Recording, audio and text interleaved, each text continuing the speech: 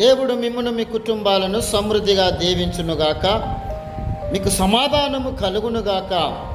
ఈరోజు దేవుడు నా హృదయంలో పెట్టిన మాటను మీతో కూడా పంచుకోవాలని, ప్రార్థనలో మిమ్మల్ని కూడా వాక్యము ద్వారా బలపరచాలని ఇష్టపడుతూ ఉన్నాను.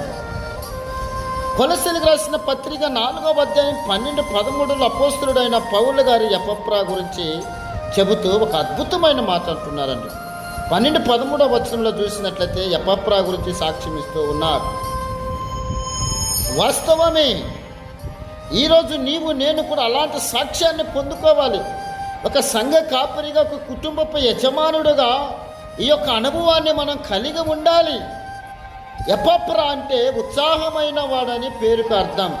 ఈ ఎపఫ్రా కొలసీలో ఉన్న సంఘస్థుల కొరకు తన ప్రార్థనలోనంట పోరాడుచున్నాడు.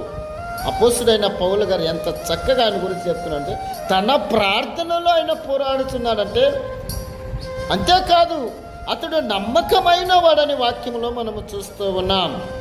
ఈరోజు ఒక సంఘ కాపరిగా, ఒక కుటుంబపు యజమానుడుగా నీ పిల్లలు కానీ, నీ సంఘములో ఉన్న విశ్వాసులు కానీ వారు ప్రార్థనలో నిలకడగా ఉండాలి. దేవుని యొక్క చిత్తాన్ని తెలుసుకునే విషయంలో సంపూర్ణమైన ఆత్మతో నిశ్చయత గలవారై ఉండాలని అతడు తన ప్రార్థనలో పోరాడుతూ ఉన్నాడు. ఈరోజు ఎపఫ్రా లాగా మనము కూడా మన ప్రార్థన జీవితంలో పోరాడే అనుభవంలోనికి మనము రావాలి. ఎవరైతే ఆ విధంగా పోరాడుతారో ఆ సంఘము ప్రార్థన సంఘముగా మార్చబడద్ది, ఆ కుటుంబము ప్రార్థన కుటుంబముగా మార్చబడిద్దండి.